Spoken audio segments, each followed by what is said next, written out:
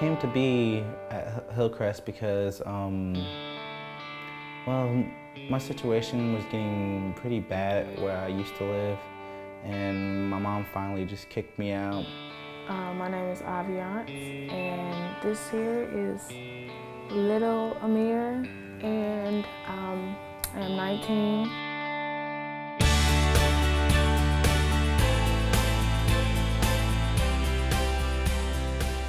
The Hillcrest Youth Program is unique to Wyandotte County. Last year, the school district identified over 1,000 homeless youth, meaning not living with a parent or with a legal guardian. So we've identified this as a huge need in Wyandotte County, and therefore we've come in to answer the call for that need.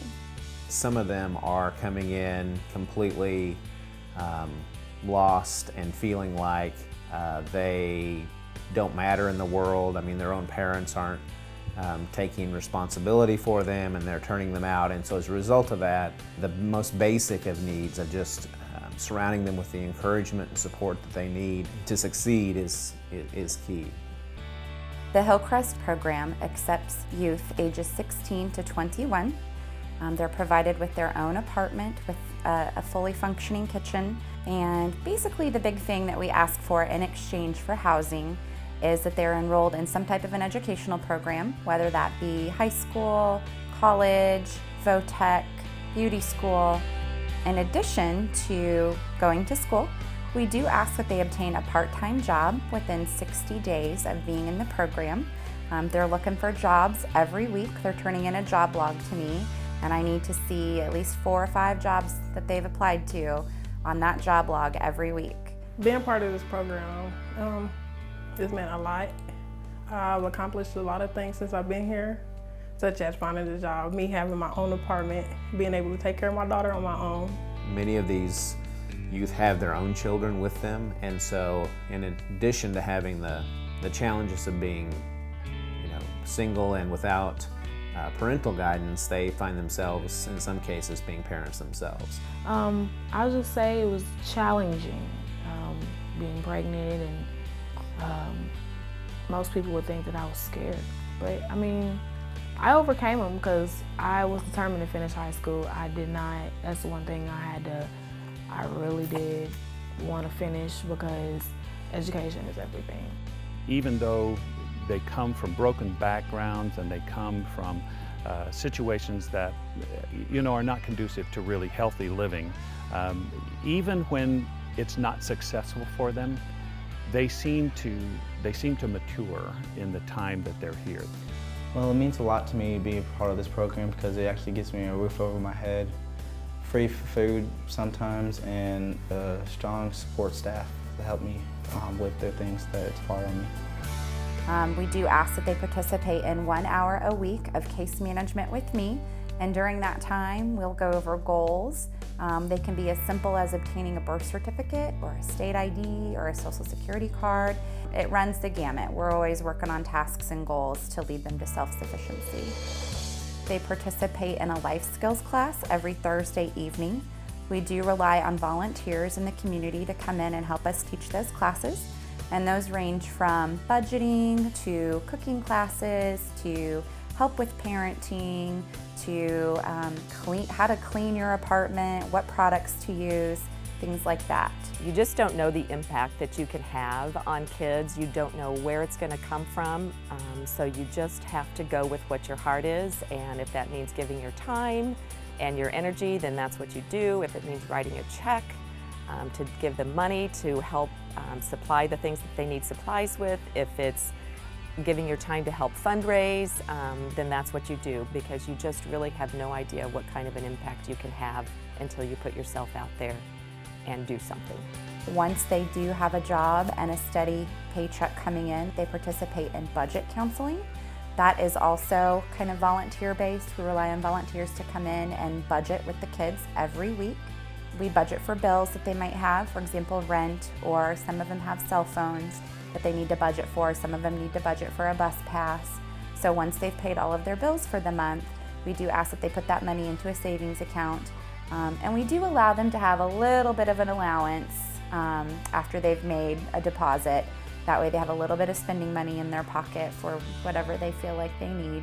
The youth that come here, they haven't had a lot of structure, and they've had to do what they've had to do to get by. So when they get here, it's a big life change for them. There's a lot of rules, there's a lot of structure there, because we're really trying to put some life skills in. We're trying to teach them how to manage their money, how to plan ahead, how to accomplish things that will help them survive. I didn't like saving money at first and didn't like the little budget rule here, but got the hang of it.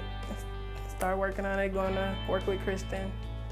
She taught me a lot, and when I move on from this program, I'll actually be using the budget paper that I received. The successes that we are experiencing with the youth, many of those are small successes. I mean, learning how to drive a car, getting your own birth certificate, getting your own records, your own ID. It gives me a sense of independence. It's that next step towards really being an adult. There are several ways to get involved with Hillcrest.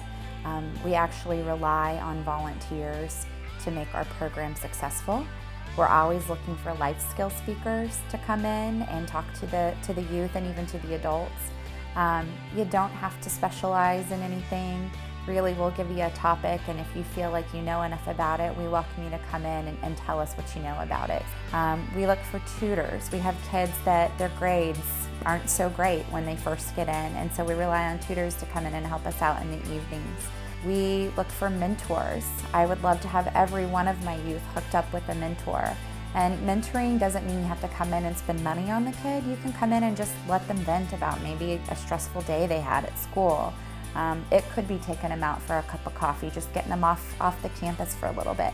It could be helping them with homework. There might not be a tutor available that day. So there's a variety of ways to help out as a mentor. One of the key ways that volunteers are able to connect with our program is through apartment sponsorship. And usually that's a church congregation or a small group or a group of individuals that come together and just say, hey, we want to come in and adopt one of these apartments.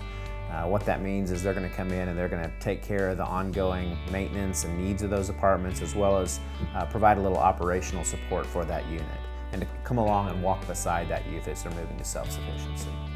My apartment sponsor is a blessing. They have done a lot of things for me as far as stuff that I needed personally for me, food, Pampers, you name it, they got it. They've been a real blessing. What I have seen is the eagerness that they show to have somebody invest. And just in the time that I've been here, they quickly ask, is your door open? Are you available? If we don't help them now, we're going to be helping them later in some way, shape, or form. So let's help try to provide some kind of a stable situation for them now, to where they can become stable themselves. They can learn to provide for themselves, they can learn to manage their money, they can learn to budget, they can learn to take care of their surroundings, their children, their whatever it is, they can learn to do that. Just the fact that I'm able to make a difference in kids' lives, I think that that's really what it all boils down to. We're seeing youth after youth go through the program and really have their lives significantly changed for the better by meeting their educational goal, as well as self-sufficiency, but also just coming in and growing up as a person and just learning that they are valued, and that this is a place that they'll be able to call home forever, even after they've left here.